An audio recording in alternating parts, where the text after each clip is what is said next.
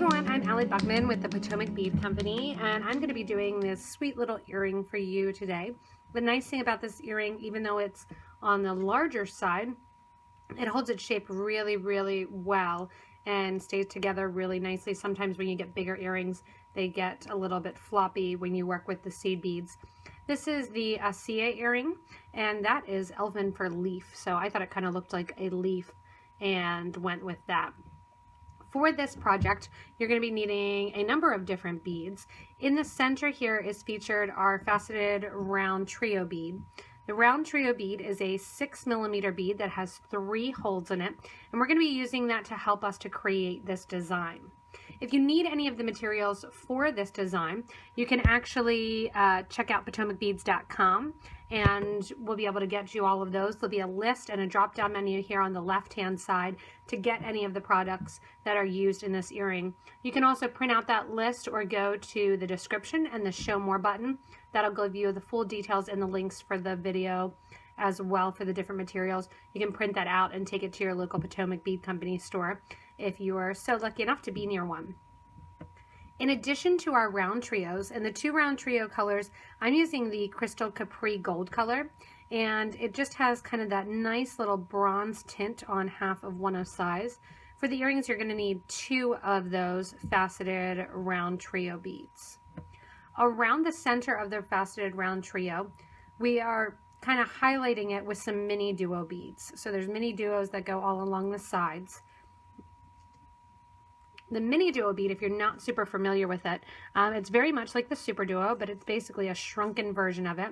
It's a 2x4mm, and I'm using the Crystal Celsian color for that.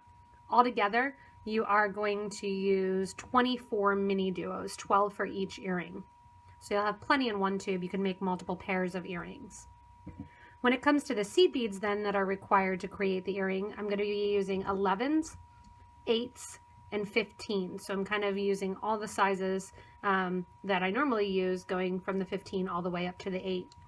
For the 15-0 color, I'm using the black bronze, which is a Miyuki seed bead that's coated in the Czech Republic. So it's almost like a plumish dark brown color, really pretty. I'm using that to highlight around the faceted round trio and then also along the outsides. I'm also brightening it up with the Duracoat Galvanized Silver in 11-0. And then I have the 6-0 Picasso Seafoam Green, or the Picasso Turquoise would also work really well for this actual earring. So that's going to be used to bring some color into the earring. Other than that, I have an ear wire sitting handy, and then that we're going to use on the actual earring portion. If you wanted to, you could use a wire protector as well, or you can put it onto a drop that it could be the center of a necklace, so you can really play around with this design a little bit. The whole earring is strung on wildfire beading thread, and it's 0.006 wildfire in white. To cut the thread and to create the backing where we're going to be a little bit fusing, I'm using the wildfire cord cutter. This is a thread burner by Wildfire. There's a number of different kinds of thread burners. The Thread Zap 2, the Thread Zap Ultra, and then this Wildfire cord cutter, as well as I'm sure others in the sewing world. But this is the one that I have handy sitting here. I am using a size 10 Pony brand needle for this. This is their old casing, so now it's a little pink casing on it. But this is the size 12 needle. We're going to be using 1 needle. And then having handy is always great, a pair of needle nose or flat nose pliers, something that you can flatten out the end of that burned thread in order to thread your needle a little bit easier. I'm working on a bead mat here, and I have been working a lot also on a bead on it board, but that currently has a very large project working on it, so I just went back to my bead mat to work on this fun Asëa elfin earring. So we're going to go ahead and get started. You are going to use about 4 feet of thread for this little tiny earring. So we'll go ahead and cut your thread into 4 feet, and we're going to make little piles right now of our 11s, our 15, and we're going to be working with our round trio to start. To start out, I've added a stop bead to my thread, and this is a bead that is not going to be on my project. It's actually a 15-0 in that silver color that was sitting near my bead mat here, and I just put that on my thread and needle going twice through it away from a tail that's about 2 inches. That eventually is going to come off the project, and we're going to be taking that off and using this thread here just to end the project. The first thing that we're going to do, I flipped the actual earring over. Anything that you do to the front, you can also do to the back, just as an example. If you do want something that you're doing an earring, you want it to be reversible, that's up to you. You can do the same thing that we do to the front to the back as we're initially working on it. The back is a great area to look, and that's one of the reasons I didn't decorate it, so that way you guys could see what was going on. We're going to first make a ring around the faceted round trio using the 11/0s, and then we're going to catch back into that and decorate with some of the 15s that are going to sit as a bezel right on top of those 11s. To get started, I'm going to put on my faceted round trio. The faceted round trios have 3 holes.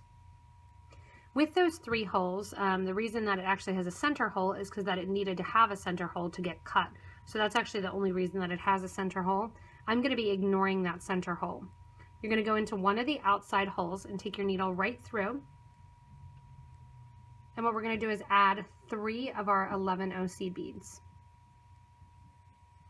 Once those 3 are on, I'm going to go down the far side, so basically the 3rd hole of that round trio bead, and come out. When I'm out there on the side, I'm going to add 5 beads.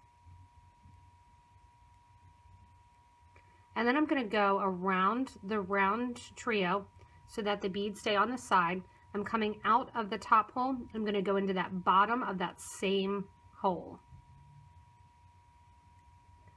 Pull nice and tight. I'm here at the top, so we're going to add 3 again. And then I'm going to sew down the 3rd hole, not catching any of the other 11s, coming out then at the bottom. So that's going to be that first decoration. I'm going to add 5 more then and decorate this side as well. As you get 5 more beads on your project, you're going to bring your needle back to the same hole. Again, we're rounding out. So you're going to just kind of push that stop bead towards the back. Go into that same hole. Again, make sure when you're coming out that you're not going into any of the seed beads. So the thread's coming out, I added 5 beads on, and I'm going back through that same hole of the round trio. Again, just kind of push that stopper there, or that bead stop to the back. That's going to decorate up the sides. To make the sides more rounded, I'm going to take my thread and needle right now, and I'm going to go back through all of my 11s in the circle. So I'm basically reinforcing, and what this is going to do is pull those 11s tighter in towards the round trios.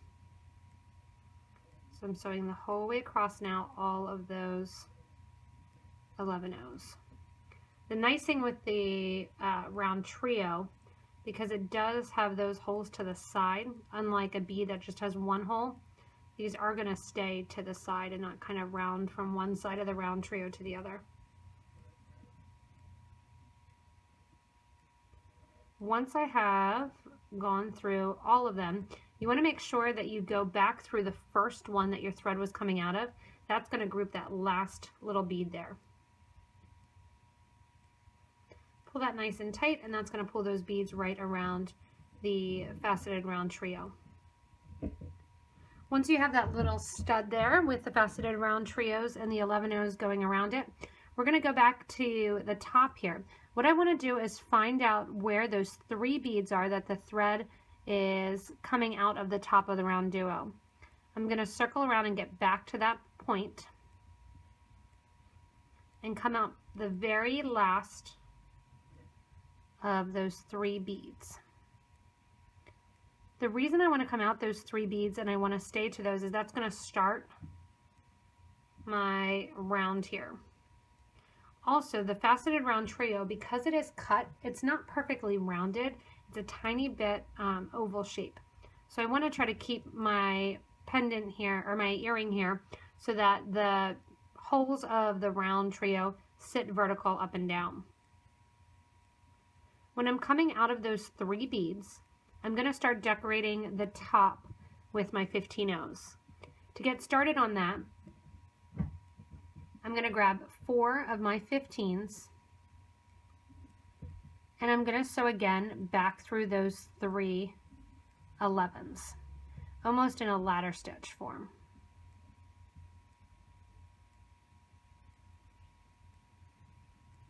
That's going to force those 4 11s to sit right on top of the, or those 4 15s to sit right on top of the 11s.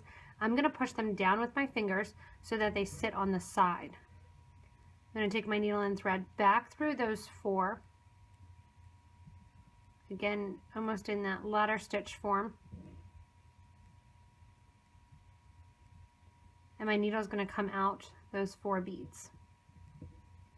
So I went through the 3 base 11s, then I added 4 of my 15, back through the 3 base 11s, and out through the 3 4s. On the sides here, I'm going to add 5, just like we did with the 11s. I'm going to add 5 of my 11 O's, or of my 15s. Then what I'm going to do is I'm going to sew into the 3 beads on the opposite side of my round trio. So I'm going back through those 3 beads at the bottom. Again, making sure that those thread lines go top to bottom.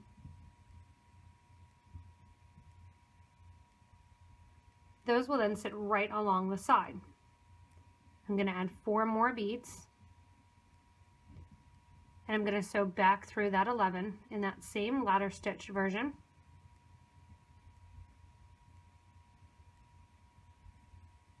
Push those down on the project. When I'm coming out here, I'm going to add 5 more beads. And then what I'm going to do is actually sew completely around all of my 15s. So just like we did on the base strand. So the base strand had 16 beads of the 11s. The 15s are going to have 18 beads right along. 5 on each side and 4 at each top and bottom. So I'm sewing completely around the 15s now, just to get those nice and tight as well. When you're making something that's bezel set like this, you do usually want to sew back through the whole project in order that it looks nice and tightly bezeled. When I'm finished here, I want to make sure that I'm coming out near one of those top sets of 3 seed beads. I'm going to go through the seed bead on the side here, that first in my order of 5, and we're going to start doing some peyote stitch. The peyote stitch, when you look at it here from the back, we're going to be adding 8s in as our peyote stitch. Each 8 that we add is going to go in between the 11 and kind of force that flowering look. So I'm going to pour out some of my 8s here. And for my 8 O's, I forgot to mention that you do use 17 per earring, so you're using a total of 34. If you're not sure peyote stitch, you can stop this video and actually watch one of the other videos to catch on to peyote, or you can just keep going with this. It's really easy to learn. I'm coming out of one of my 11s. I added an 8 to my needle. I'm going to skip an 11, and I'm going to go into the next 11 on the side. Again, I'm coming out. I add an 11 on, skip an 11, and go into the next. Again, add an 8, skip an 11, go into the next one. When you get to the top 3 beads, it sometimes gets a little bit tight because they've had a lot of thread going through them. Just play around with the positioning of your needle, and usually you can pull through that no problem. Keep going and creating that peyote base that we're going to build upon. I'm going to go the whole way around the pendant here, adding in those 8 initial 8O beads. So you're adding 8 8s going around because you're adding them in between each of your 11s, and there were 16 11s.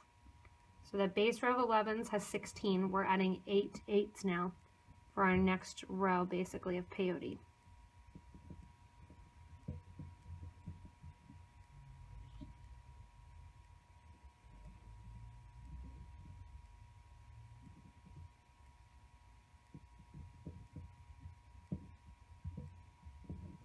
As I get back to the beginning here, I'm going to add my last bead in place. Move that tail out of the way and just kind of push it to the back. My tail has a little knot on it, so I'll show you. Sometimes the tail can get a little twisted. Don't think that you actually have a knot. It's just twisted around the thread. Go back and just try to untwist it with your hands. Add my last 8. I'm going to at this time sew through the original 11 that my thread was coming out of, and also do a step up. This is actually circular peyote. To step up, I'm going to go through the first bead that I added in the row that I just completed. So I'm going through that first 8-0 that I just added. And that's going to finish off that first set of my peyote stitch. As I'm coming out that last 8-0, what I'm going to do is get ready to add my mini duo beads. In between each mini duo bead, or on each side of the mini duo bead, I'm going to put one of my 15-0s. I'm going to continue that peyote stitch, but I'm going to be using a pattern of 15, mini 15, and sewing on to the next 8-0. That's going to put that 15 and those minis sitting right in between. Again, I'm going to go the whole way around the circle now, adding the 15, mini 15. So at this point, we're going to be adding 8 of our mini duos in between each one of our 8-0 seed beads. I'm going to continue the whole way around the circle, adding in those mini duo beads between each one of my 8-0s.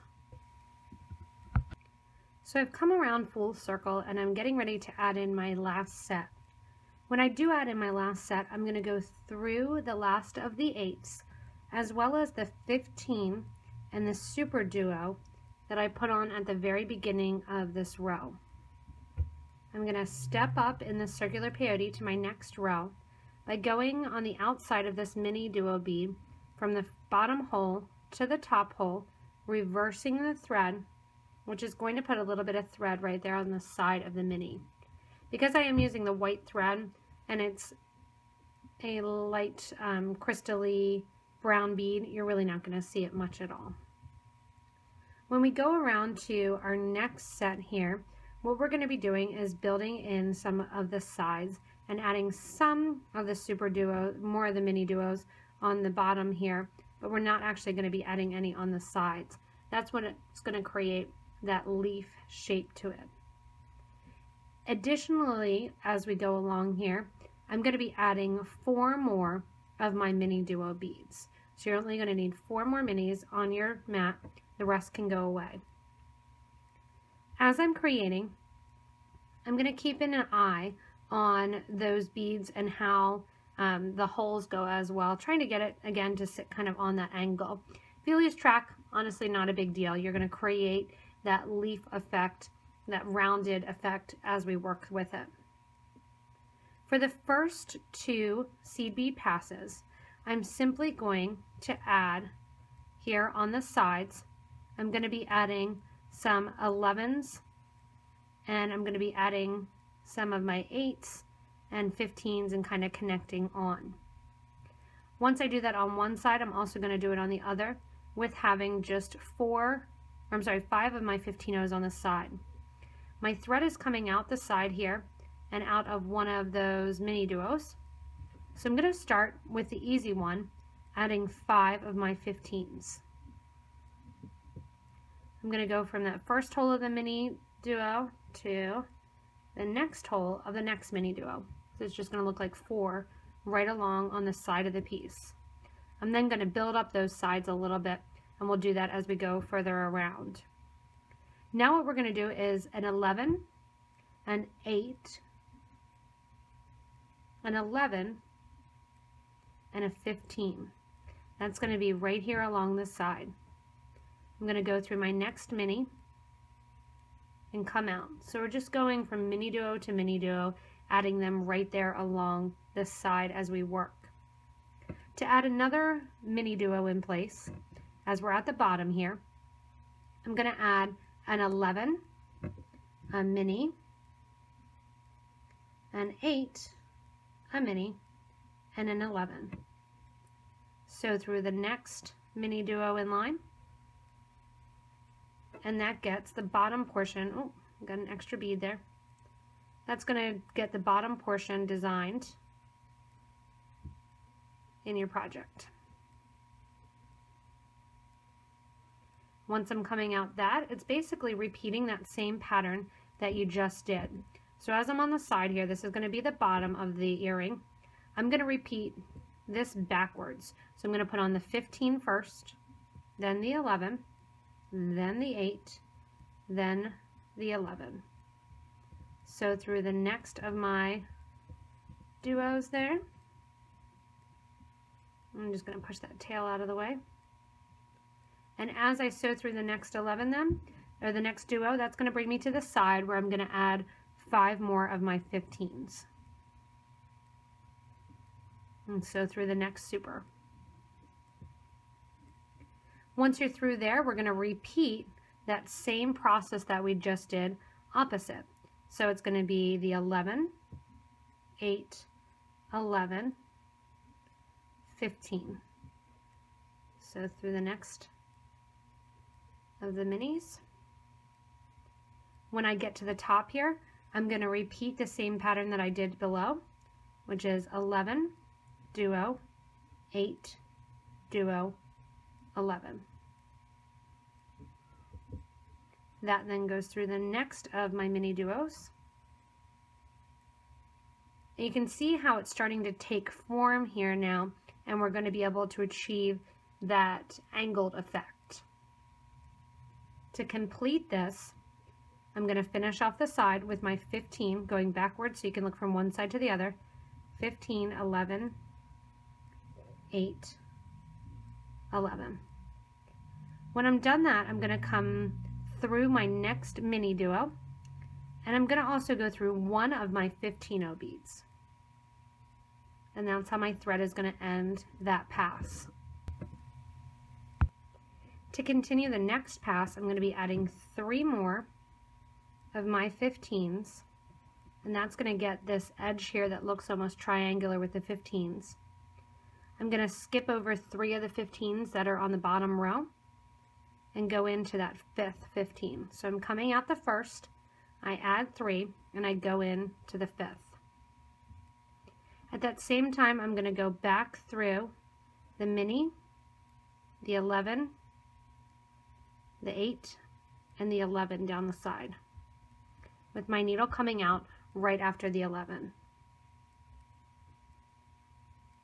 Once my needle is out the 11, I'm going to add 4 of my 15s and sew through to the second hole of that bottom mini duo. Once I'm there, I'm going to put on kind of my finishing edge touch here with those 3 beads on the bottom. You could also use a drop there if you wanted to, or kind of change up the design. I'm going to use a 15, 3 of my 8s, and a 15, and go through the mini. When I go through the mini, because it's an earring and it's going to be mirrored, whatever I did on that first side, I'm going to do on the second side here. So I'm going to add 4 of my 15s. So through the 11, the 8, 11, mini, and that first 15, and bring my needle out. Once I bring my needle out, I'm going to add 3 more of my 15s. Sew into that 5th 15, going right back to the top just like we did the bottom. So the whole way through the minis, the 11, the 8, and the 11, and come on out. So that's going to get those sides done. To connect to the upper sides here, we're going to use that same technique of 4. And then when we get to the top, we're just going to skip the 8s. So 4 more of my 15s go on. And we're going to catch that top hole. Oops. Catch that top hole of that mini, which is going to be at the top of the earring. When I'm coming out there, on goes a 15, 2 11s, and a 15 over to the next mini. On the side here, I'm going to do 4 more 15s. I'm going to sew into the 11s. Into the 11, 8, 11, again going through the whole way through the mini and then coming out through the 15. At this point the earring is actually finished, but what I do is go through one more time and one more pass in order to stiffen that up because it is an earring and it's swaying. As I go around retracing the thread, only on the sides do I add additional beads, and I'm adding 3 additional 15s and then going back through down along the whole project. I add those 3 15s on the sides just so they have that fun little bumped out beveled side. Again, go through, just take your thread pass through the whole project. Down one side, up the other. Again, when you're on the sides of the project, you're going to come out the first of your 15s. And a lot of times with earrings, it's a good idea if you are seed beading earrings to add that additional row of thread for the last pass along. Once I have that there, I'm going to go in now and add my 3 beads. I'm going to go back to the top to finish out the earring. You want to make sure that you do reinforce those top beads. So take your thread the whole way along to those top. Because I'm not using a wire protector, the earring wire is going to be on thread right in between those 2 beads. So I do want to make sure that I have another thread pass going through there. Once you're done with that pass around, you're completely done the earring. All we need to do now is get rid of our thread and finish it off. To get rid and to finish off the thread, what I like to do is actually take that thread, weave it the whole way back so I get to my ending thread. You can see I have enough thread left that I would do my other earring. So you got your 4 foot to do your earrings, and I'm going to weave this the whole way back and tie off the 2 threads one another. When I weave back, I weave along the project so you don't see any of the thread lines and get back to that stop bead.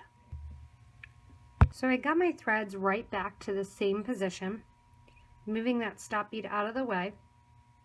I'm going to take those 2 thread ends and actually tie this off.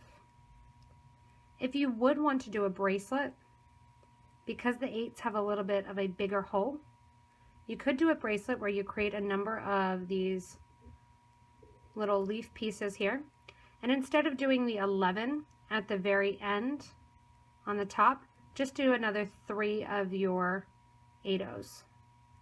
That's going to create a point then that you can link on and link them together.